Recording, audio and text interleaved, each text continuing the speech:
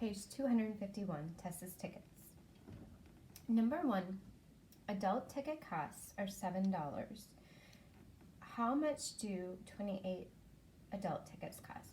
So for this one, we know if one ticket costs $7, we have to figure out how many 28 tickets cost. So we're going to go ahead and we're going to multiply. So 7 times 28. And I'm going to show you a couple different ways to do this. I will demonstrate the array or the area model as well as the traditional algorithm or old school method as you guys call it. So for the array, we take 28 and we split it up to 20 and 8. We're going to multiply that times 7. 2 times 7, or 20 times 7, it's 14, and add that 10, 140. 8 times 7 is 56.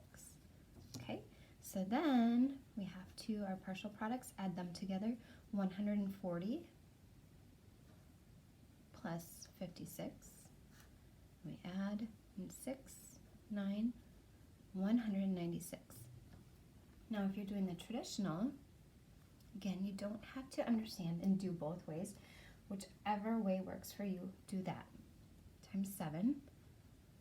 So for the standard algorithm, we start with this bottom number and we multiply it by the 2 top numbers. So 7 times 8 is 56.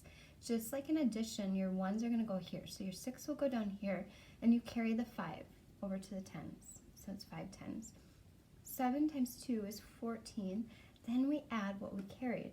So 14 plus 5 is 19. So again, we get 196, 196. B says Tessa's neighbor spent $105 on adult tickets. How many tickets did her neighbor buy? So we have the total amount spent, which is 105. And then we have to divide that by 7. Okay, so then we take 7, can't go into 1, so we put it 7 into 10 one time. 7 times 1 is 7. Subtract.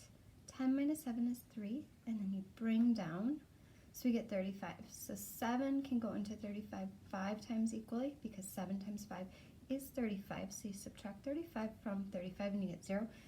We don't have anything left over, so our answer is 15 tickets. Number 2. The cost for children's tickets is $4. How much do 136 children's tickets cost? So this A is just like number 1A. We know the cost per one is $4. So we have to multiply 4 times 136. And I'll show you both ways, standard algorithm, as well as the array method, partial products. So starting with array, we're going to break that 136 up.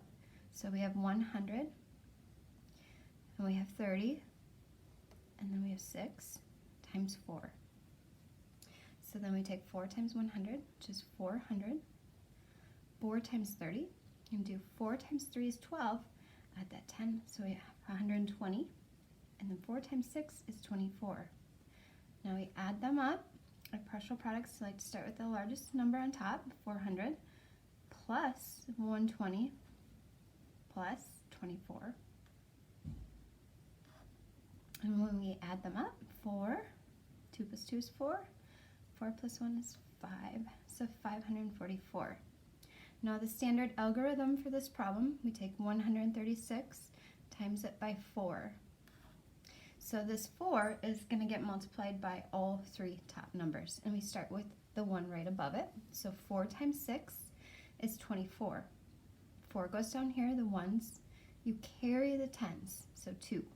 Then we multiply first, then we add. So 4 times 3 is 12, plus 2, 14. 4 1s go down here, carry the 10, or 100s in this case. 4 times 1 is 4, plus 1 is 5. So $544. B, Tessa's aunt spent $96 on children's tickets. How many tickets did her aunt buy? So we have the total amount spent, and we know the total amount for one ticket. So that's what we're going to have to do. So $96, this is the total amount spent. We have to divide that by 4. because we know that $4 is the cost for one ticket. So we have to figure out how many tickets she bought. So 4 can go into 9 2 times. 4 times 2 is 8. We subtract. 9 minus 8 is 1. After you subtract, you bring down 6. 4 can go into 16 4 times. 4 times 4 is 16. We have 0 left over and nothing to bring down. So 24 tickets is your answer. I'm going to leave number 3 with you to do on your own if you choose. It is a challenge. So if you can figure this problem out and solve it, send me the answer tomorrow in a message for that. Okay, so again, multiplication and division. If you're struggling with some of these, really try and find out what part are you struggling with.